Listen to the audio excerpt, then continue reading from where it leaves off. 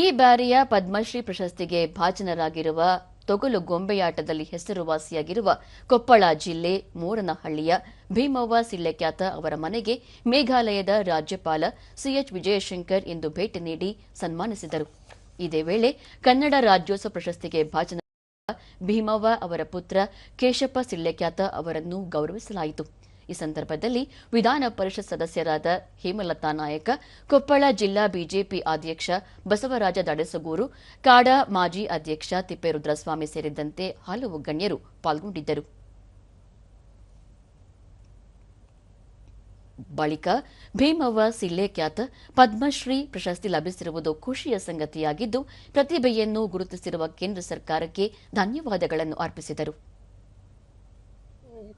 ರಾಜ್ಯಪಾಲಕ್ಕೆ ಬರೋದಕ್ಕೆ ನಾನು ತುಂಬ ಖುಷಿ ಆಗೈತೆ, ತುಂಬ ಸಂತೋಷ ಆಗೈತೆ. ಆ ಸರ್ಕಾರ ತುಂಬ ಅನಂತ ವಂದನೆಗಳು.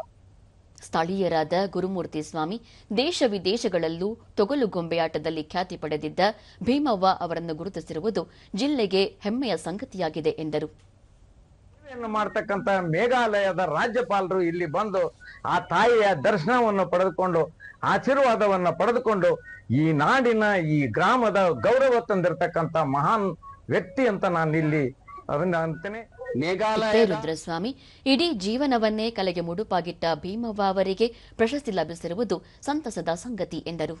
ಬಂದು ಆ ಅಜ್ಜಿಯ ಮನೆಯಲ್ಲಿ ಮಾತೋಶ್ರೀ ಆಗಿರ್ತಕ್ಕಂಥ ಭೀಮವ್ವ ದೊಡ್ಡಬಾಳಪ್ಪ ಅವರ ಮನೆಗೆ ಇವತ್ತು ಮೋರ್ನಾಳ್ ಗ್ರಾಮಕ್ಕೆ ಮೇಘಾಲಯ ರಾಜ್ಯದ ರಾಜ್ಯಪಾಲರು ಬಂದು ಆಕೆ ಗೌರವಿಸಿ ಆ ತಾಯಿಗೆ ಒಂದು ಗೌರವವನ್ನು ಕೊಡುವುದರ ಮುಖಾಂತರ ಕರ್ನಾಟಕ ರಾಜ್ಯದ ಘನತೆಯನ್ನ ಮೇಘಾಲಯದ ರಾಜ್ಯಪಾಲರು ಹೆಚ್ಚಿಸಿದ್ದಾರೆ. ಸನ್ಮಾನ ಸ್ವೀಕರಿಸಿದ ಬಳಿಕ ಭೀಮವ್ವ ಹಾಗೂ ಅವರ ಪುತ್ರ ತೊಗಲು ಗೊಂಬೆಯಾಟ ಪ್ರದರ್ಶಿಸಿದರು.